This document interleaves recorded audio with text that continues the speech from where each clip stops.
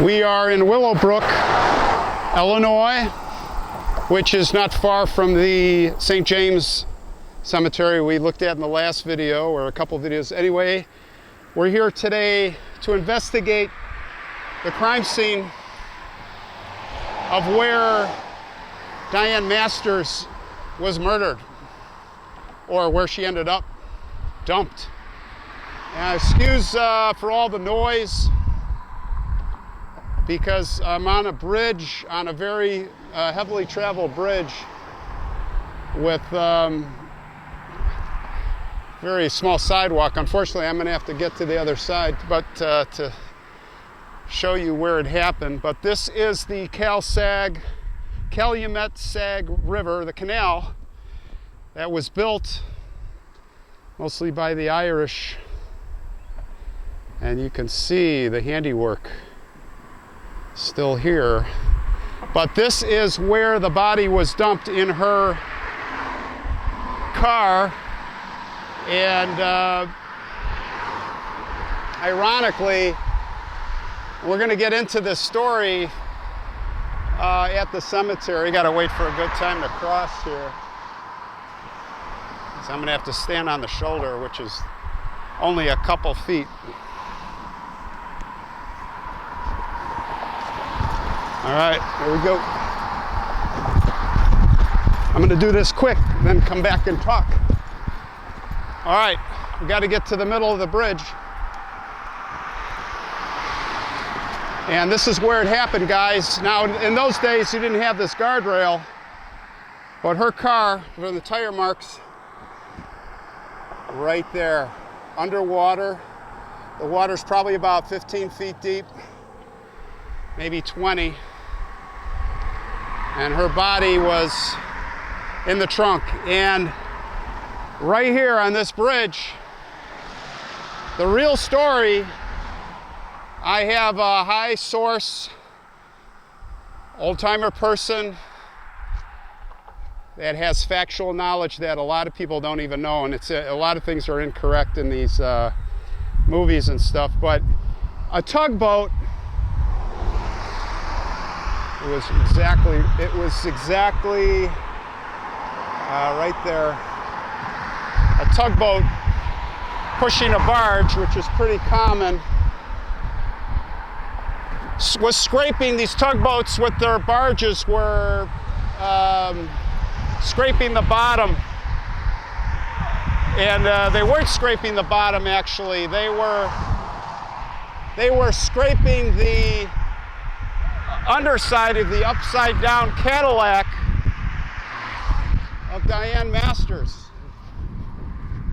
And it was causing damage to the barges that the tugboats were pushing. If you ever seen that, it's really wild. They don't pull them, they push them. And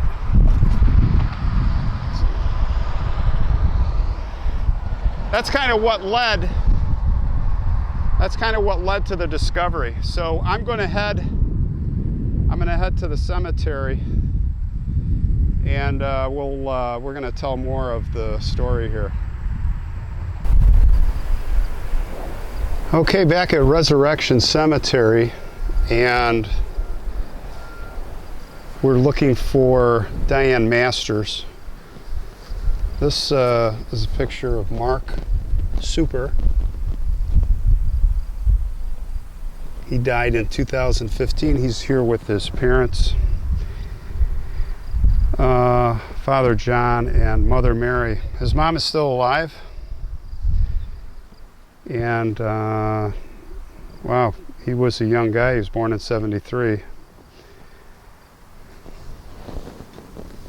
Mark died young. So I'll right off the bat, a little bit of a wild goose chase. I went to the office and did several searches on Dianne Masters, and it find a grave, and everywhere it says find a grave says it's here, her grave is here, but it is not. And so I sat in my car and I went back to all the newspaper articles, and I found that The only thing I could piece together was that she was taken to, from the coroner's office. There was a lot of controversy going on. And the only clue was to a funeral home that was in Lyons, Lyons, which I'm familiar with. And I researched that, and I found only one funeral place. So I called them up, had a discussion, and that kind of easy deduction, had a discussion with the young guy. He was very informative.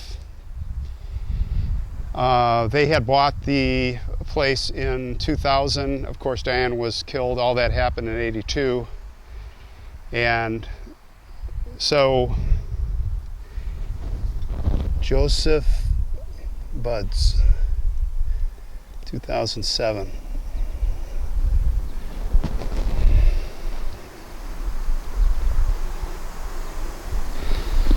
And he told me that the husband and wife owner, they passed away about, last year the wife passed away. She's very old, and husband passed away a long time before, but he told me, oh yeah, they were the owners, all the records are destroyed, blah, blah, blah. He said she was cremated.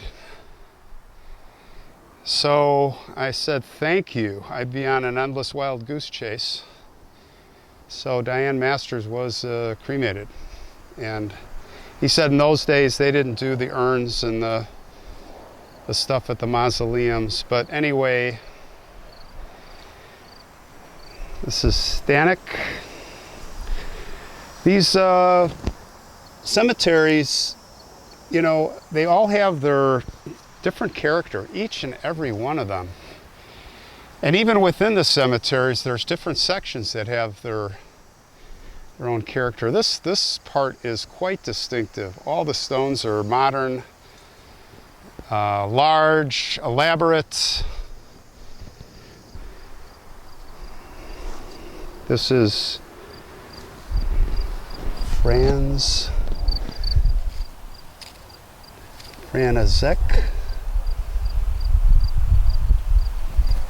So Dianne Masters is cremated. But I'm here because I did find the grave of the one of the people responsible, if not the guy that actually was, and no one will ever know who the real trigger man was. Well, we know who the killer was. Let's get into the story, because I'm heading towards his grave. He is buried here. And you know what? I'm not glorifying him.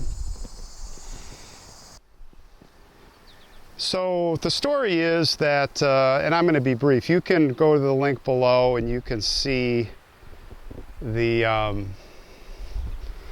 there was a movie made on this. There was a special documentary. I'd recommend you stop the video now and go to the link and look at the documentary. But there was a movie made on it. The movie name was Deadly Matrimony. So you can go see the movie if you want. But basically the story is that Dianne Masters was, when she was young, she was going out with this guy who was married named Alan Masters. Of course, her name at the time I think was Turner, Dianne Turner. And she was in love with him. She was his mistress, and she put up with a lot of things, and finally she got him to go with her and divorce his wife, Comperta.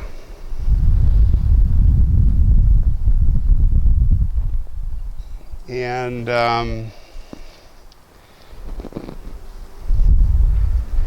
so they ended up together, and it was just from the onset, it was really bad marriage. Now, Alan Masters was an attorney in the area, and he was involved directly with the mob. And I'm talking about the Spilatros. And he was a fixer, and he would make things happen with the judges. And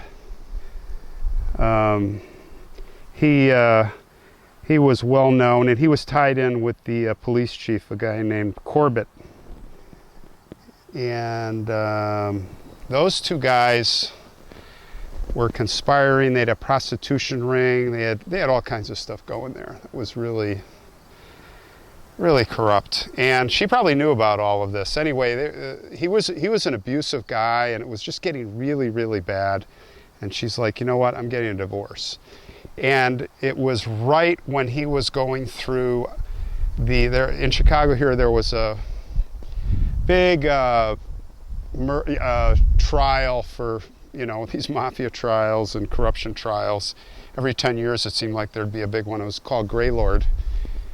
Codename Greylord. A lot of people know about that. And he was up to his eyeballs in Greylord. So he's like, you can't divorce me now. He was going out of his mind. And then he found out she was having an affair with, she worked for the school board, I think it was. Anyway, and a lot of people knew about it. So he just went ballistic. He said, divorce, she's having an affair. She needs to go. So she was out with, after a meeting, after the meeting, this one meeting, she just went directly home. And her Alan, whatever happened, he beat her with a golf club. The clubs were, and I happen to know this from a source that's old timer, very high ranking official. I got really lucky, and that's how I found the location, the exact location of where the car went off the bridge. And it's really hard to concentrate. I'm walking along and there's just so many intriguing, and you just wonder the stories of all these people. And the golf clubs were sitting there, and he just crushed her skull with the golf club. And then he called the Corbitt up, who was the police chief, who was completely corrupt. And by the way, the FBI was totally dialed in, and they knew all the stuff that was going on. They couldn't prove the murder, but they knew who did it. And Corbitt came over with someone else. They took the car, rolled her in a carpet, that's what I was told, put her in the car, her own Cadillac, and they were driving her to, and I'll show you on Google Earth, a place, it was a junkyard, right by, literally right by the St. James Cemetery from the other video. And they were going to crush the car, which, that was kind of a gangland thing to do. You'd either crush the car or take it to the water purification place, a body and put it in the system. It's a whole nother story I'll have to tell you about sometime. I learned from. Anyway, they got stuck on the bridge, and they had a flat tire, and they panicked. They didn't know what to do, so they dumped it off the bridge. They never made it to the junkyard, and that's where it comes in, where the tugboats were pushing the barges and were scraping, and there were other cars there. It was kind of a hot spot to do that. Maybe they intended to do. Maybe it's, who knows how it went down, but. Now this is interesting. I've never really, can't remember when I've seen a cause of death on the grave. This is David Majurskic. Sorry. Rest in peace, David. So, long the short of it is, convicted. They all went to prison. I think Corbitt was probably put in a tough situation. He was corrupt, but he wasn't really a murderer. And, this Lyons Masters, hey, get over here. What are you going to do? So he got kind of sucked into it, and he had to dispose of the body. Well, from what he said, and for what the common knowledge was, is he didn't even know there was a body in the trunk. So, but who knows? So I think he was party to that part of it, as disposing the body, or he gave the order. He was in the know. So they all got convicted, sent away to jail. Corbitt got out in, he's right around here. I mean, I know it's close to here.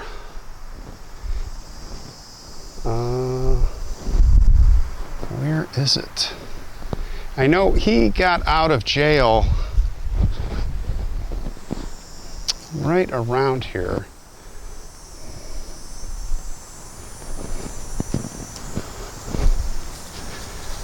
I'm close. Oh, here it is. Yeah, Michael Corbitt. So Michael was in a tough spot, as I said, and he had a family, and tough deal. He went to prison, Michael did.